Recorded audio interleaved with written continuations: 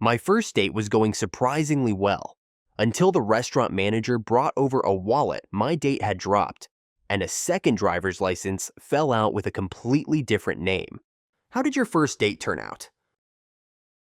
My first date was at a mall food court because neither of us had much money. I tried to look mature by ordering coffee, even though I hated it. I burned my tongue, spilled half of it on my jeans, and spent the rest of the date pretending the wet spot was not exactly where everyone thought it was. He took me mini golfing and talked trash before every hole. Then he missed the ball completely on the first swing. I laughed so hard I dropped my club into the little pond. We finished the course using one club between us. We dated for 8 months, mostly because neither of us could ever act cool again. I was 16 and my mom drove us to the movies. She insisted on meeting the boy at the door, asking what time the movie ended and reminding him that she owned pepper spray. He looked terrified. The date itself was fine, but he never came back to our house. My first date lasted 11 minutes. We met for ice cream, and she immediately realized I was not the guy she had matched with online. She had mixed up 2 conversations. We both laughed, finished our cones, and left. I still count it because I had already ironed a shirt. Sometimes the date goes badly because 2 people have no chemistry. Other times, the universe simply refuses to cooperate. I planned a romantic picnic in a city park. 10 minutes after we sat down, the sprinklers turned on. We grabbed the food and ran, but a goose stole half a sandwich during the escape. We ate soggy chips in my car and watched the goose celebrate. It was honestly better than the picnic I planned. She asked whether I liked dogs. I said yes. She brought 3. One barked at me for 40 straight minutes, one stole my burger, and the third fell asleep on my foot. At the end, she said, "They're usually good judges of character." I was not sure which dog had cast the deciding vote. We went bowling, and I wore rented shoes 2 sizes too big because I was embarrassed to ask for another pair. On my third turn, one shoe flew off and landed in the next lane. A little kid returned it to me and said, "You should tie these." I did not get a second date. He spent most of dinner explaining cryptocurrency to me with salt shakers. When I asked what he did for work, he said he was between opportunities. Then his card was declined. I paid for my own meal, left cash for the server, and deleted his number before I reached my car. My first date took place at an aquarium.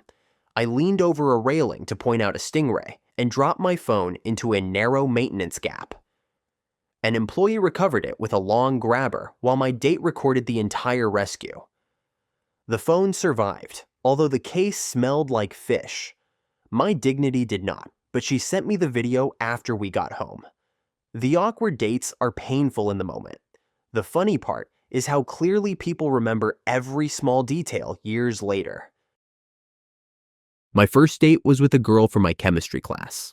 We met at a diner near campus, and I rehearsed 3 conversation topics on the walkover. The second we sat down, I forgot all of them. For the first 10 minutes, we discussed the laminated menu like it was a major academic subject. Then the waitress dropped a tray behind us, and we both jumped so hard our knees hit under the table.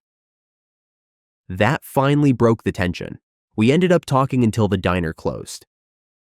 We never became a couple, but she stayed one of my closest friends through college. I still joke that our relationship was built on pancakes and mutual panic. I worked at a hardware store, and a customer asked me out after we spent 20 minutes finding the right screws for her bookshelf. Our first date was at a taco place. Everything was going well until my manager walked in with 6 coworkers after their shift. They recognized me, cheered, and started chanting my name from the other side of the restaurant. My date turned bright red. I wanted to disappear. Then she stood up, bowed to them like she was accepting an award, and sat back down. The whole place applauded. I knew right then she was much braver than I was. We have been married for 9 years. My first real date was with a guy who owned a motorcycle. I told my parents we were going to a coffee shop because I knew they would panic. He arrived wearing all his safety gear and handed me a helmet. I climbed on, tried to look fearless, and immediately burned my ankle on the exhaust pipe before we even left the driveway. He spent the date buying ice from a gas station and apologizing while I held a bag against my leg. My parents found out because I came home limping. They were furious, but my dad quietly admitted the bike was nice. We met through a friend and agreed to get lunch. He showed up 40 minutes late, blamed traffic, and then spent the entire meal texting. I finally asked whether something was wrong. He turned the phone around and showed me a group chat where his friends were giving him instructions on what to say to me. Every few minutes, he sent them an update. I told him to ask the group whether I should stay. They replied with 3 laughing emojis and the word run. I took their advice, paid for my drink, and left him there. I told her I loved spicy food, so I ordered the hottest wings on the menu to prove it. 5 minutes later, I was sweating through my shirt, crying into a napkin, and drinking milk from a plastic kid's cup. She finished 2 of my wings without blinking. We went out twice more, but she never allowed me to choose the heat level again. At 19, I took a girl to a county fair because it sounded easy and inexpensive. I bought us tickets for the Ferris wheel, even though I was terrified of heights. The wheel stopped while we were at the top. I tried to act calm, but I gripped the safety bar so hard my hands turned white. She noticed and started telling ridiculous stories to distract me.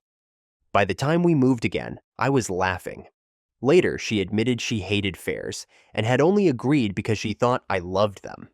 We had both spent the evening pretending. On our second date, we chose a quiet bookstore and told the truth.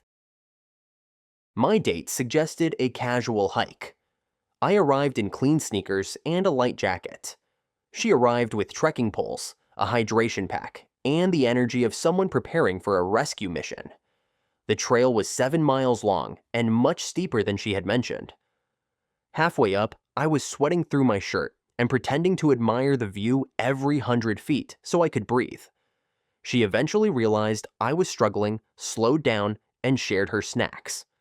I was embarrassed, but she never made fun of me. We did not date long, but I bought real hiking boots because of her. The next story proves that even a perfectly normal plan can become a public performance without warning. I took a woman to a small Italian restaurant where a man played piano near the bar. I had mentioned during our messages that I liked old movies. Apparently, she told the restaurant it was my birthday and requested a song. It was not my birthday. The pianist announced my name, the servers brought out a candle, and everyone sang while I sat there completely confused.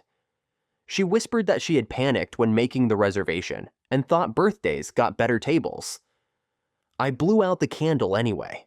The dessert was free, but I left enough money to cover it because the guilt was unbearable. We laughed about it for the rest of the night, though I made her promise never to invent another holiday. My first date after moving to Seattle was supposed to be coffee. The cafe was packed, so we walked around the neighborhood instead. It started raining hard, and neither of us had an umbrella because we both wanted to look like locals. We ducked into a used bookstore. The owner told us we could stay until the storm passed, then asked us to help move a box that was blocking an aisle. 1 box became 6. We spent an hour carrying books to the basement, dusty and soaked. The owner gave us hot chocolate and let us each choose a paperback. My date picked a mystery novel for me. I still have it, although the relationship only lasted 3 dates. I was divorced, nervous, and out of practice.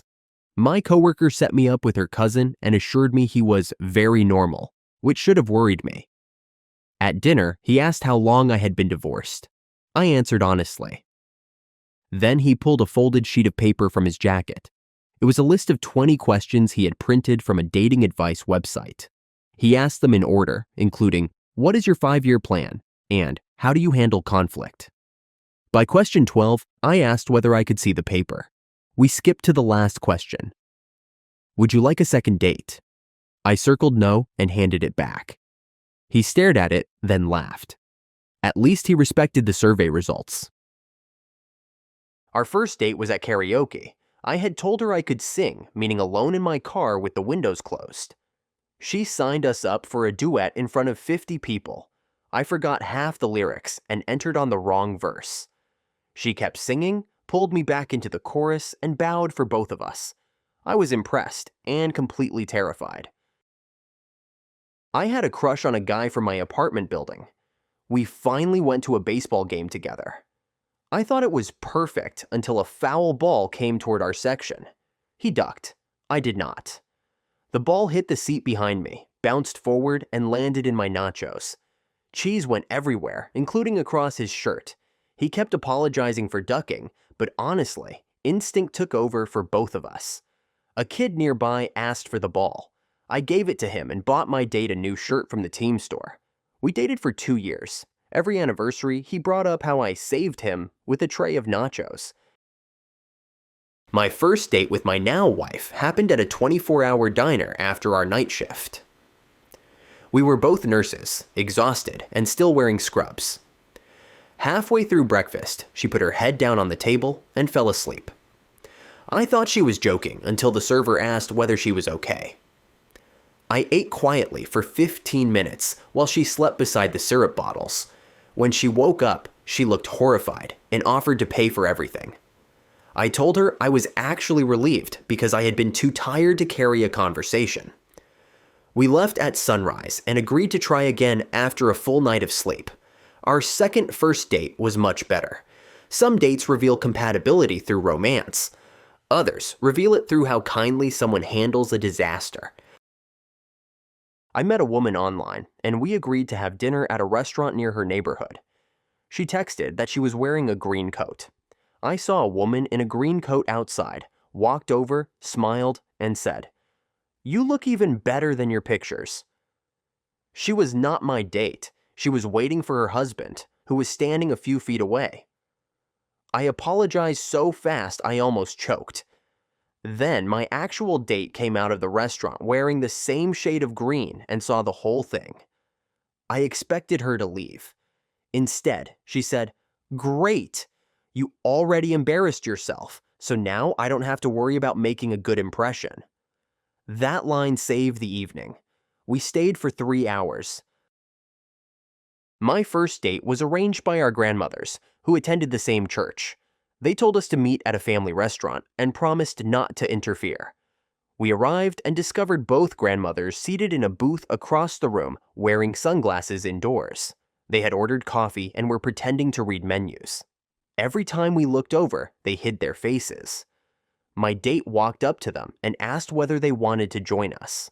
They denied knowing who we were. We moved to another restaurant and turned off location sharing. The date was surprisingly good, mostly because we already had a shared enemy. We dated for 6 months, but our grandmothers acted like they had planned the breakup too. I had never been on a date before, and the woman I liked suggested dinner at a quiet place downtown. I spent all afternoon choosing an outfit and arrived 20 minutes early. While waiting, I noticed a loose thread on my sleeve. I pulled it. The thread kept coming until the cuff partly separated from the shirt. I tried to hide it by keeping one arm under the table. During dinner, she thought I had injured my hand because I would not move it. I finally showed her the sleeve. She laughed, took a tiny sewing kit from her purse, and repaired it beside the breadbasket. She was a costume designer. I had accidentally created the perfect problem for her profession. I met him through a running club in Portland. He invited me to a small concert in a park. The weather forecast was clear, so we brought one blanket and no jackets.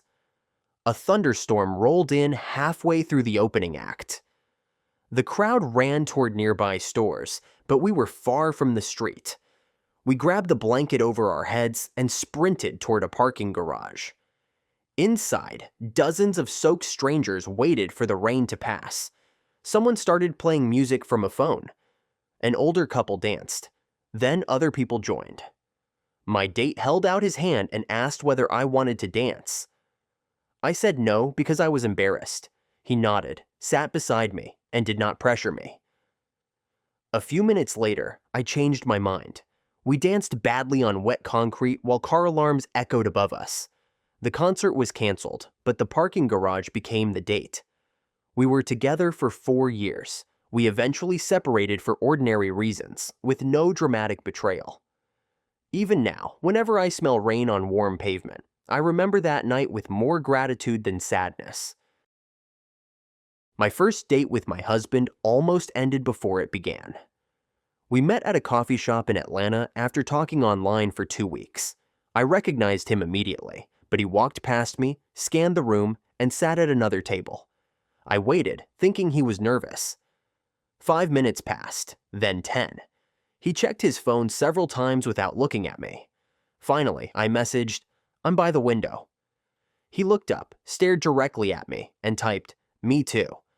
We were sitting 15 feet apart.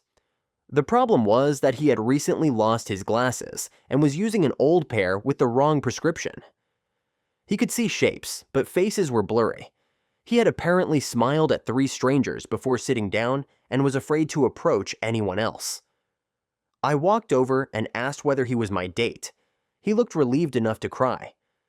During coffee, he admitted that he had spent the whole morning considering cancellation because he was embarrassed about the glasses. I admitted that I nearly left because I thought he had ignored me on purpose. We ended up talking for 5 hours. Before our second date, I drove him to pick up his new glasses. The first thing he said after putting them on was, "Oh, wow, you really do look like your pictures." That was not smooth, but it was honest.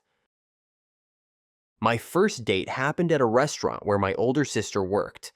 I had begged her not to serve our table because she knew too many embarrassing stories about me. She promised.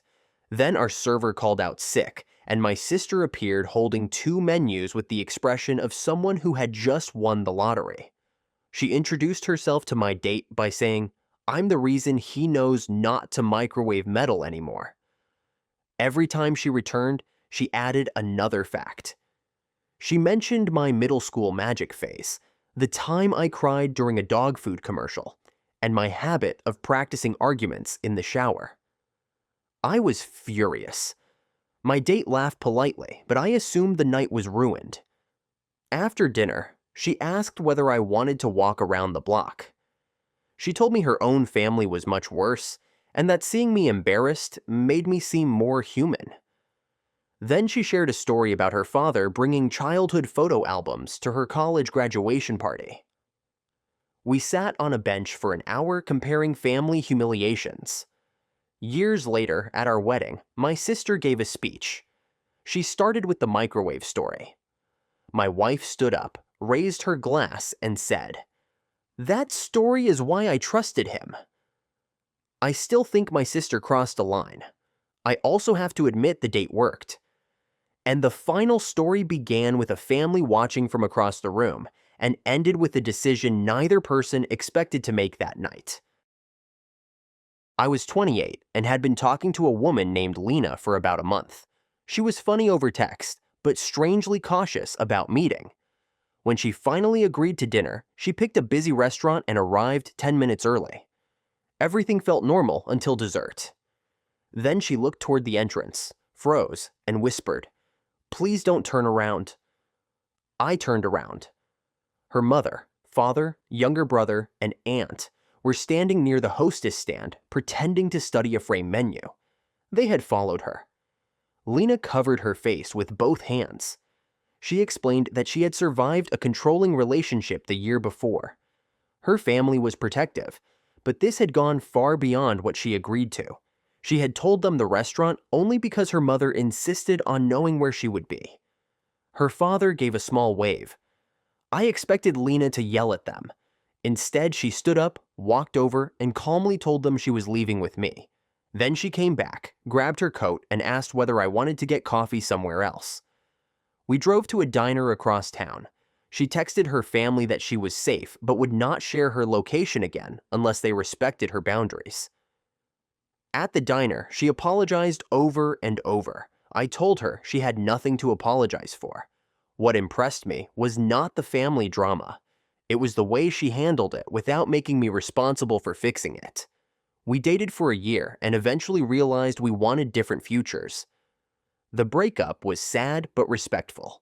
Her family never followed another date, and her mother later thanked me for not turning the situation into a joke.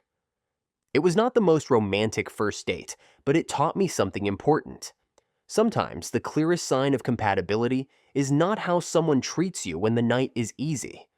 It is how they handle pressure, embarrassment, and the people they love when all three arrive at once.